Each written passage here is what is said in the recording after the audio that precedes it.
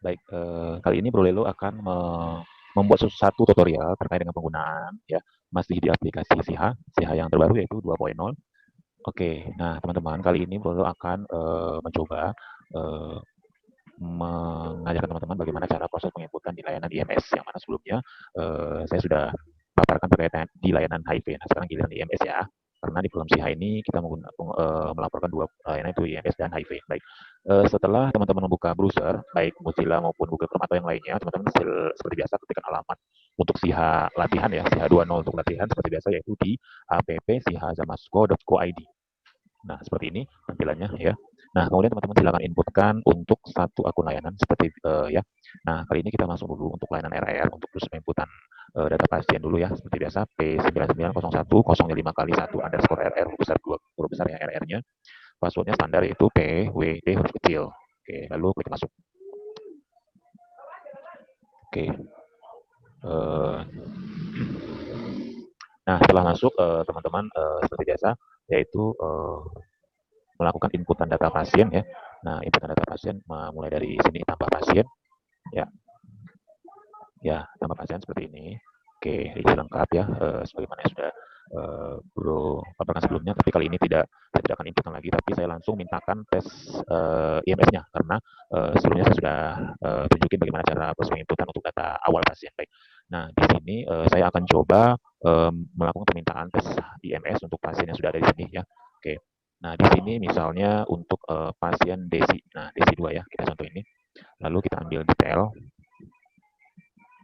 Oke, nah setelah kita ambil detail ya datanya, sebelumnya dia sudah tes HIV hasilnya non reaktif. Nah kali ini di kunjungan berikutnya ya. Nah ini karena kunjungan pertama sudah selesai di tanggal 22 November. Misalnya nih si DC2 ini datang lagi pada hari ini kunjungannya, kita tinggal tambah kunjungan. Nah seperti ini ada tombol di sebelah kanan tambah kunjungan, yakin menambah kunjungan iya. Nah oke.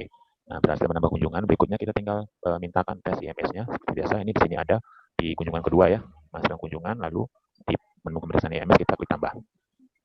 Anda yakin menambah data IMS? Ya. Oke. Oke, maaf ini jaringannya agak lambat ya. Oke. Kemudian di sini ada tampil untuk pemeriksaan IMS-nya, alasan kita memintakannya kenapa. Nah, mungkin kita lihat dia ada kondisi mengalami sakit ya. Tinggal dipilih dan disimpan. Oke. Tunggu proses. Nah, kemudian untuk permintaan IMS-nya sudah diubah ya, berarti kita keluar, berarti selesai untuk tugas pertama di akun teman-teman RR. Klik tombol gambar orang yang warna hitam, lalu pilih keluar. Nah, setelah itu, alur untuk IMS sedikit ada perbedaan dengan HIV, di mana setelah teman-teman RR melakukan inputan permintaan IMS-nya, kemudian yang masuk akun berikutnya adalah dokter IMS ya. Sebelum ke laboratorium, masuk dokter IMS dulu. Oke. Nah, kita ketikkan alamat akun dokter IMS-nya yaitu P990105 kali 1 underscore dokter IMS. Huruf D-nya besar ya. Kemudian untuk passwordnya standar yaitu PWD huruf kecil. Lalu klik masuk. Nah, setelah masuk ke akunnya dokter IMS, lalu seperti biasa kita klik di data pasien atau lihat di sebelah kanannya juga ada ya. Nah, di sini pengunjung hari ini Desi 2, datanya belum lengkap, tapi saya lebih suka yang di sini karena lebih jelas ya kelihatannya untuk pasiennya gitu. Oke, di Desi 2 kita lihat ambil detail. Nah, di sini tadinya teman-teman dokter dimintakan dulu untuk mengisikan hasil pemeriksaan fisik yang dilakukan ya terkait dengan kondisi yang dialami si pasien Desi 2 ini. Nah, di sini ada pemeriksaan IMS pada kunjungan kedua, lalu klik tambah. Kemudian Anda yakin akan menambah data IMS, pilih ya. Nah, di sini terkait dengan keluhan IMS-nya tadi misalnya ada mengalami bintil atau sakit ya.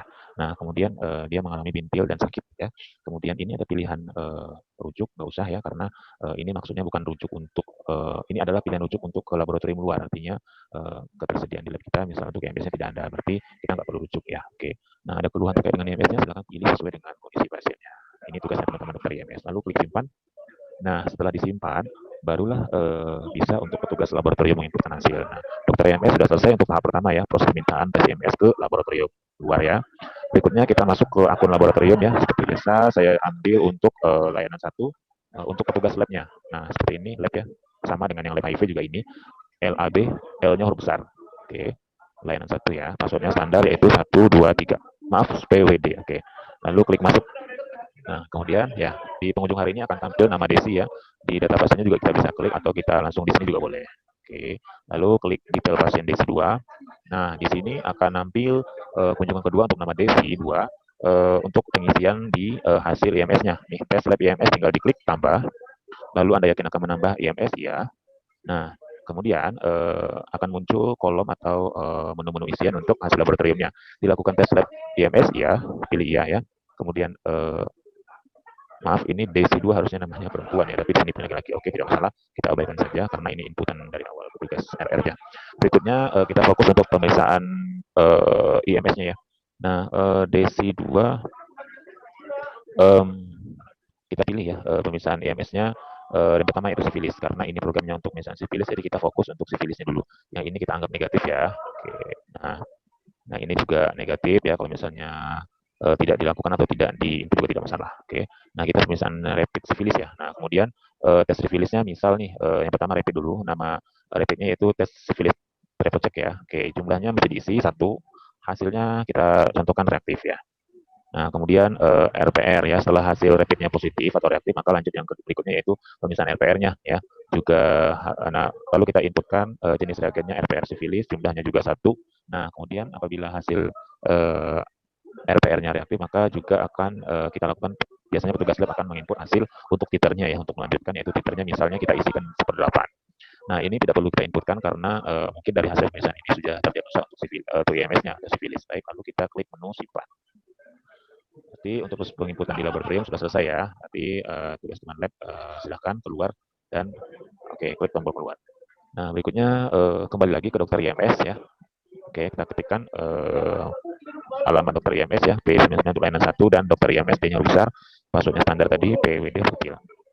Nah, setelah masuk kembali lagi dokter IMS menginputkan, lihat lagi pengunjung yang datang hari ini DESI atau melalui data pasien juga bisa diketik detail ya. Nah, tadi hasil pemeriksaan IMS-nya kita klik tambah, lalu pilih ya. Nah, di sini ada daftar isian yang mesti diisi oleh dokter IMS ya, mulai dari diagnosis IMS, klinis, laboratorium, dan pengobatan apa yang akan diberikan.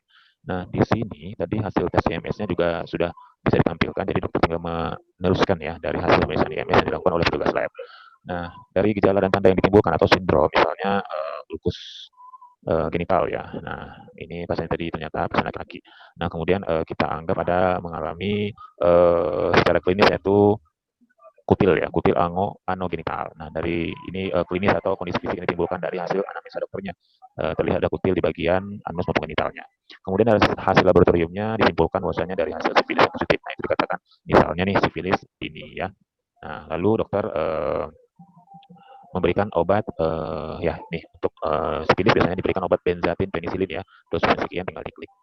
Nah, kemudian jumlahnya satu, atau minum jumlah hari satu, lalu atau minumnya 1 kali 1, misalnya pemberiannya intramuskuler ya boleh ditambahkan. Nah, di sini karena IMS dia sering IMS, pasien mengalami IMS ya tentunya kita misalnya kalau dia punya pasangan maka lakukan konseling ya oleh teman-teman dokter atau perawat ini juga akan melakukan konseling yaitu misalnya konseling pencegahan eh, positif ya, pencegahan positif untuk pasangan yang berisiko ya. Atau konseling lainnya misalnya pencegahan perubahan perilaku dan segala macam. Lalu diklik menu simpan.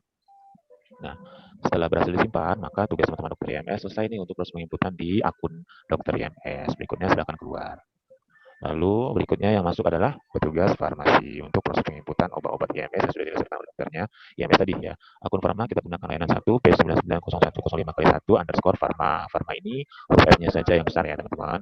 Lalu passwordnya standar yaitu PWD kecil semua. Klik tombol masuk. Nah, setelah masuk, nah, teman-teman farmasi nanti akan bisa mencari pasiennya di menu data pasien. Nah, nanti tinggal cari di kolom cari atau di sini ya, atau kalau misalnya sudah nampil di depan seperti ini, tinggal klik detail. Nah, resep obat IMS ya, teman-teman farmasi itu penginputannya ya, obat ini ya, pemberian obatnya itu di menu resep obat IMS di kunjungan kedua. Lalu klik tambah. Nah, di sini ada kolom isian untuk jenis obat ya, kemudian tanggal pemberian obat, pemberian kondom dan lubrikan. Lubrikan ini untuk pelicinnya teman-teman. Nah, di sini tinggal teman-teman farmasi itu inputkan. Nah, di sini ada benzatin penisilin ya, tadi yang sesuai dengan resep dokter. Orderan dokternya 2,4 juta international unit ya. Nah, kemudian jumlahnya satu, jumlah harinya satu karena dia single dose, pemberiannya sekali sehari melalui intramuskuler ya, disuntikkan ke bokong.